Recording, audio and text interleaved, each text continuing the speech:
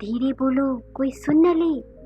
एक बुजुर्ग ने धीरे से फुसफुसाते हुए कहा, कहीं ये बात गांव वालों को पता न चल जाए। इस लड़की के साथ जो हो रहा है उसकी वजह बहुत गहरी है। वह लड़की थी एक छोटी मासूम गरीब बच्ची जिसका नाम था मीरा। गांव के लोग अक्सर उसे दूरी बनाए रखते थे। मीरा हर दिन गांव के रास्तों पर अपनी फटी पुरानी चादर ओढ़े सिर झुकाए चलती रहती थी। वह दिन रात काम करती, हर संभव कोशिश करती कि घर का गुजारा चल सके, पर उसकी हालत देखकर हर किसी की आंखें नम हो जाती थी।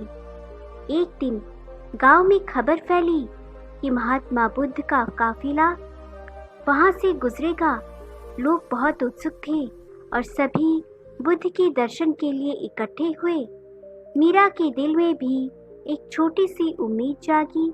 शायद बुद्ध उसकी गरीबी का कारण समझा सके या कुछ ऐसा बता सके जिससे उसके जीवन में परिवर्तन आए। सुबह का समय था। मीरा झिझकते हुए बुद्ध के पास पहुंची और हल्के कांपते हुए बोली, भगवान, मैंने कभी किसी का बुरा नहीं चाहा। मैं मेहनत करती हूँ, फिर भी मेरे जीवन में सुख शांति और खुशियाँ क्यों नहीं आती? गरीबी का साया मेरे जीवन से हटता क्यों नहीं? बुद्ध ने बड़े प्यार से उसकी ओर देखा और कहा, बेटी, कभी कभी हम जो देखते हैं वही मान लेते हैं, लेकिन अक्सर असल कारण हमें दिखता नहीं। उन्होंने उसे एक जगह बैठने का संकेत दिया और अपने शिष्यों से एक कटोरे में पानी लाने के लिए कहा। शिष्य तुरंत पानी लाए। बुद्ध ने कटोरे में थोड़ा सा पानी डाला और फिर उसमें धीरे से मिट्टी मिला दी। फिर उसे हिलाकर बोले, अब देखो इस पानी को। मीरा ने ध्यान से देखा। पानी गंदा हो गया, मिट्टी चारों तरफ फैल गई थी। वह सोच में पड़ गई कि इसका उसके सवाल से क्या संबंध है। बुद्ध मुस्कुराए और बोले, बेटी, ये पानी तुम्हारे मन का प्रतीक है और ये मिट्टी तुम्हारे बुरे अनुभवों और नकारात्मक सोच का। जब तुम हर दिन केवल अपनी कठिनाइयों पर ध्यान देती हो तो ये मिट्टी की तरह तुम्हारे मन में फैल जाती है और तुम्हें गंदा कर देती है। मीरा को कुछ समझ आया, पर पूरी तरह नहीं।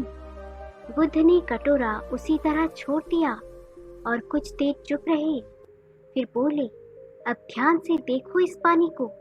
थोड़ी देर बाद मिट्टी नीचे बैठने लगी और पानी धीरे धीरे साफ होने लगा। बुद्ध बोले, समझे कुछ? मीरा ने धीरे से सिर हिलाया। हाँ भगवान, जैसे जैसे मिट्टी बैठती है पानी साफ होता जाता है। क्या इससे आप कहना चाहते हैं कि मेरे मन को शांत करना चाहिए? बुद्ध ने सहमति में सिर हिलाया और कहा, बिल्कुल। गरीब वह नहीं है जिसके पास धन नहीं है, बल्कि गरीब वह है जिसका मन अशांत और भरमाया हुआ है।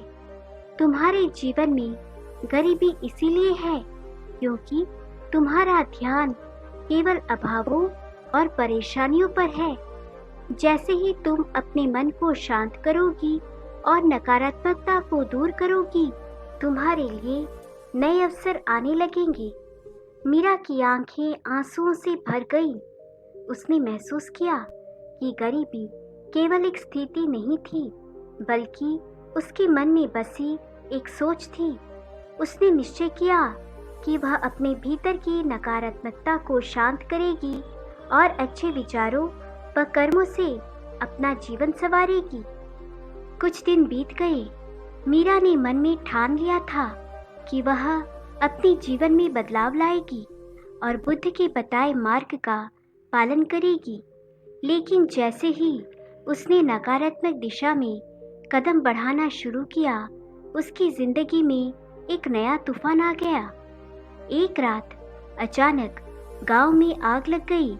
कई घर जलकर खाक हो गए और मीरा का छोटा सा झोपड़ा भी उसी आग की भेंट चढ़ गया। उसके पास जो थोड़ा बहुत सामान था वह भी जलकर राख हो गया। अब वह न केवल गरीब थी बल्कि बेघर भी हो गई थी। आंखों में आंसू लिए वह खामोशी से राख का ढेर देख रही थी। उसके मन में सवाल उठ रहा था, क्या यह सब इसीलिए हो रहा है क्योंकि मेरी किस्मत में कभी सुख लिखा ही नहीं? गांव वाले भी फुसफुसा रहे थे, शायद यह लड़की वाकई दुर्भाग्य लेकर आई है। जहां जाती है वहां तबाही मच जाती है। मीरा के कानों में लोगों की बातें चुभने लगी। उसने सोचा, शायद मैं ही गलत थी। मैं कैसे सोच सकती थी कि मेरा जीवन बेहतर होगा? धीरे धीरे उसका आत्मविश्वास डगमगाने लगा और वह पुनः उसी निराशा में घिरने लगी। एक रात जब वह अपनी टूटे झोंपड़े के पास अकेली बैठी थी तो उसे फिर से बुद्ध की बातें याद आई, लेकिन इस बार उसका मन उनकी बातों को मानने को तैयार नहीं था। वह खुद को अंधकार में घिरा हुआ महसूस कर रही थी। तभी बुद्ध के एक शिष्य उस ओर से गुजरे। उन्होंने मीरा को इस अवस्था में देखा और धीरे से उसके पास आए। उन्होंने शांत स्वर में कहा, बुद्ध ने कहा था कि जब अंधेरा गहरा होता है तभी हम रोशनी का सही मूल्य समझ पाते हैं। यह कठिनाई भी तुम्हारे जीवन में शायद कोई नया संदेश लेकर आई हो। मीरा ने टूटे हुए स्वर में कहा, कौन सा संदेश? सब कुछ खत्म हो गया है। अब मेरे पास खोने को कुछ बचा ही नहीं। शिष्य ने मीरा की ओर गहरी दृष्टि से देखा और कहा, बेटी, जो मिट्टी पानी में बैठ गई थी, क्या वह कभी दोबारा नहीं उठ सकती? जब कठिनाई आती है तो वो हमारे विश्वास की परीक्षा लेती है। अगर तुम इस मुश्किल घड़ी में अपने मन को शांत रख सकोगी तो तुम असली जीत हासिल करोगी। मीरा की आंखों में एक नई चमक आई। उसने महसूस किया कि यही वह क्षण था जब उसे अपने धैर्य की परीक्षा देनी थी। उसने निश्चय किया कि वह बुद्ध की शिक्षा पर अडिग रहेगी, चाहे कितनी ही कठिनाई क्यों न आए। अगली सुबह से मीरा ने नए सिरे से अपनी जिंदगी को संवारने का संकल्प लिया। उसने मेहनत जारी रखा और धीरे धीरे गांव वालों की भी मदद करने लगी।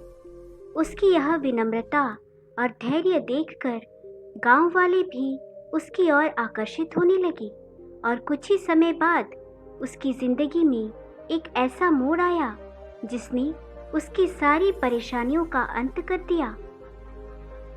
मीरा के जीवन में बदलाव की शुरुआत होने लगी। उसने पूरे मन से गांव वालों की सेवा में खुद को समर्पित कर दिया, बिना किसी अपेक्षा के। वह खेतों में काम करती, बुजुर्गों की सेवा करती और जरूरतमंदों को खाना देती। गांव वाले जो पहले उसे दुर्भाग्य की मूरत मानते थे, अब उसकी मदद से प्रभावित होने लगे। एक दिन गांव का मुखिया बीमार पड़ा। उसकी हालत गंभीर थी और गांव में कोई वैद्य भी नहीं था। मीरा ने गांव से कुछ दूर जंगल में एक आयुर्वेदिक वैद्य के बारे में सुना था। बिना समय गवाए वह अकेली उस वैद्य को बुलाने के लिए निकल पड़ी। जंगल कठिन और डरावना था, लेकिन मीरा ने अपने डर को परे रखकर यात्रा जारी रखी।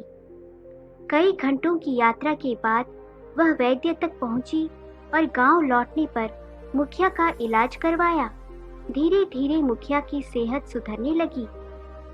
गांव वाले मीरा के साहस और उसकी सेवा से प्रभावित हुए। उन्होंने उसे पहली बार एक नए नजरिए से देखा। अब वह उनके लिए एक हीरो बन गई थी। इस घटना के बाद मुखिया ने गांव के सभी लोगों को बुलाकर कहा, हम सभी ने मीरा के साथ अन्याय किया है। हम उसकी गरीबी को दुर्भाग्य मानते रहे, पर असल में वह हमारे गांव की सबसे अमूल्य धरोहर है। मुखिया ने गांव वालों से निवेदन किया कि वह सब मिलकर मीरा के लिए एक नया घर बनाएं। सभी ने खुशी खुशी इस प्रस्ताव को स्वीकार किया।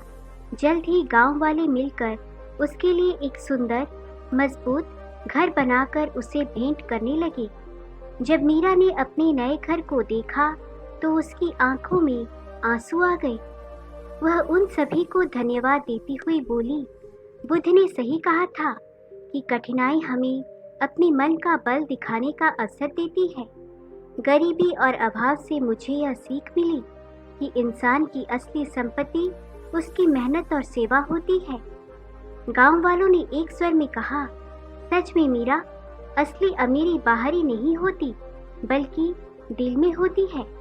मीरा ने अपनी यात्रा में सीख लिया था कि असली गरीबी बाहरी नहीं बल्कि मन की अशांति और नकारात्मक सोच है, और उसने यह समझ लिया कि जब कोई व्यक्ति धैर्य और सकारात्मकता से अपने जीवन में कठिनाइयों का सामना करता है तो जीवन उसे उस संपत्ति से नवाजता है जिसकी कोई कीमत नहीं होती, लोगों का प्रेम और सम्मान।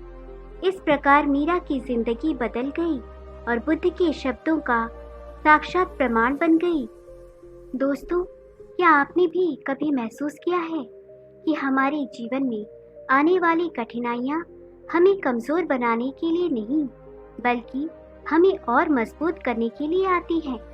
अगर मीरा की इस कहानी ने आपको प्रेरणा दी है तो इस वीडियो को लाइक और शेयर ज़रूर करें ताकि और भी लोग इस प्रेरणादायक संदेश को समझ सकें। और हाँ, हमारे चैनल को सब्सक्राइब करना ना भूलें ताकि हम इसी तरह की और भी प्रेरणादायक कहानियाँ आपके साथ बांटते रहें।